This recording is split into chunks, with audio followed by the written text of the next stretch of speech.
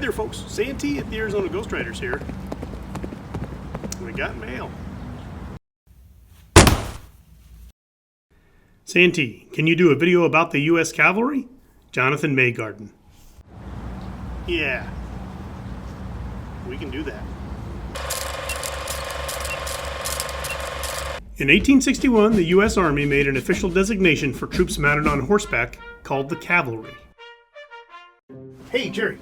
Oh, hey, Santee. So, doing an episode on cavalry this week, Yeah. and since you were in the military, I was kind of hoping you could help me out with some history, huh? Yeah, but I was in the Navy.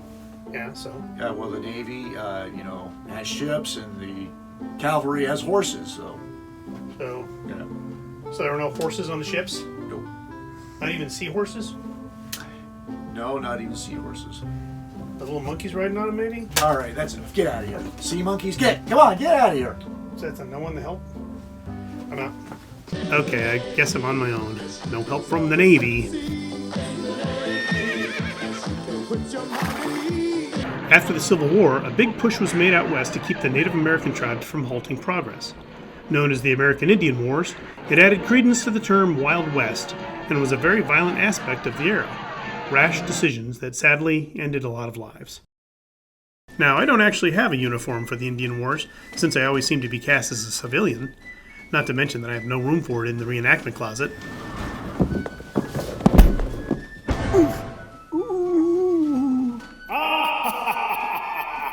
Therefore, I've added a few links in the description field to help you with your character portrayal. The uniform of the Army was clearly outlined in the General Orders by the Secretary of War. All 28 pages of it. Officers and enlisted men were expected to abide by these orders when on duty. However, Hollywood would have us believe that the soldiers out west were lackadaisical in their following of these requirements. Gravy stains, Donaldson, gravy stains!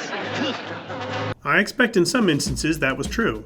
From soldiers' accounts, we know some articles of clothing were altered or simply not worn when on a campaign. For instance, the dyer pouch, an accessory for holding .45-70 ammunition, threw the weight off on soldiers' belts, and many ended up removing them. The pouch was found being worn by only one soldier in the aftermath of the Battle of Little Bighorn, who said he used it to hold a sandwich. Some carried haversacks, which started as canvas and later were weatherproofed.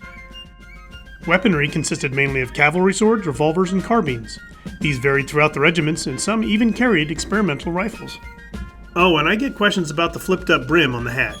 Yes, the Army issued a hat designed with a brim that could be flipped up. The 1872 Andrews campaign hat was worn by some soldiers in the 7th Cavalry.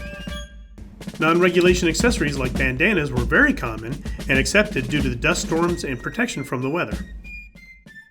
In the Southwest, the Buffalo Soldier was prominent in dealing with the Apache and Comanche warriors. These distinguished African American regiments helped make up 10% of the United States Army. So, depending on your rank and position, prepare to spend a little money. You'll need a whole regulation outfit, including the boots.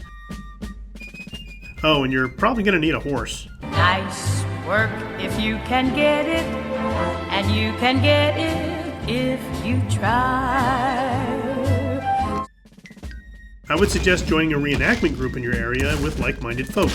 There are Buffalo Soldier and other cavalry units around the western U.S. that do a great job of portraying the era. There's even a US Cavalry school where you can learn all aspects of cavalry in the 19th century. So, I appreciate all you reenactors and living historians who embrace the life of the horse soldier.